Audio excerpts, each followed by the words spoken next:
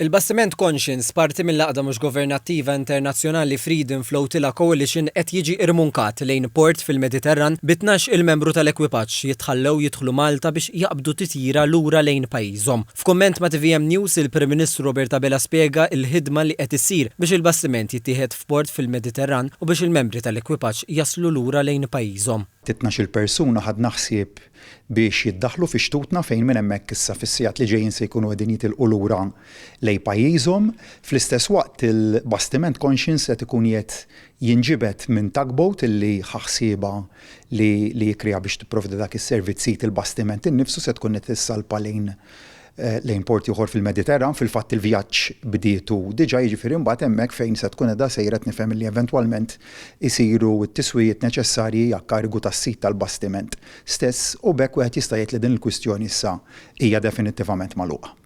Permezz ta' sqarrija l-Gvern qal li l-ewwel riżultati ta' din il-ħidma seħħew fil-5 ta' Mejju meta 6 passiġġieri li kienu abbord il-bastiment kienu ġew mejjuna mill-awtoritajiet sabiex jidħlu fil-port il-kbir u jitwasslu lejn l-ajruport u minn hemm jaqbdu titjira lura lejn pajjiżhom. Spjegaw li llum it-temp permetta li din l-operazzjoni issir biex il-bastiment Conscience ma jibqax ankrat fuq Hertz Bank. Qalu li d-Deputat Prim Ministru, Ministru għall-Affarijiet Barranin Ian Borg ikkoordina biex lanċa toħroġ biswit il-bastiment u minn hemmhekk tabbiet 12 persuna sabiex immedjatament ikunu jistgħu jirkbu titjira li bija jkunu jistgħu jmorru lura fartom. Qalu li l-operazzjoni saret possibbli b'koordinazzjoni mill-qrib bejn il-Ministeru għall-Affarijiet Barranin u t-Turiżmu, il-Ministeru għall-Interni Sigurtà u x-Xogħol u l-Ministeru għat-Trasport, l-Infrastruttura u Xogħlijiet Pubbliċi f'koordinament sħiħ mal-Forzi Armati ta' Malta, il-Korp tal-Pulizija, Transport Malta u l-Kaptan tal-Port. Fuq il-mezzi soċjali Deputat Prim Ministru Ian Borg ringrazzja lil partijiet kollha involuti, speċjalment lil Ministru għall-Affarijiet Barranin tat-Turkija Hakan Fidan għall-għajnuna tul il-proċess kollu. Il-Ministru għall-Intern u s-Sigurtà Bajrin Kamilleri ħabbar li l-ekwipaġġ li kienu abbord jinsabu fit-triqthom biex jaqbdu titjira llum. Qal li l-Forzi Armati ta' Malta permezz ta' lanċa kienu kontinwament viċini dan il-bastiment. Spjega li kienet operazzjoni delikata mill-bidunet u kull deċiżjoni jittieħdet skont l-interessi sigurtà tal-Maltin. Ħadd ma kien weġġa wara li l-bastiment ġie allegatament attakkat il-barra mit-territorju Malti. Attivisti abbord irrapportaw żewġ attakki preċiżi, waħda fuq il-kamra tal-ġeneratur u waħda fuq il-poppa bit-tir li tarraq il-vapur. Sħarriġ minn servejer marittimu li kien tel abbord il-vapur kien sab li l-bastiment għandu ħsarat li jeħtieġu tiswijiet minuri sabiex ikompli jsalpa. Is-servejer marittimu rapporta li numru ta' kompartamenti fosthom il-qoxra tal-vapur u l-kamra tal-magni instabu f'kundizzjoni tajba jew sodisfaċenti u ħilsa minn dħul ta' ilma. Is-servejer innota wkoll il-vapur kienet iġor provviżjonijiet għal madwar 30 ġurnata li parti minnhom il-kaptan qalli li kien għall-użu umanitarju. Fil-ħin tal-ispezzjoni kien hemm abbord madwar 32 tunnellata ta' fuel.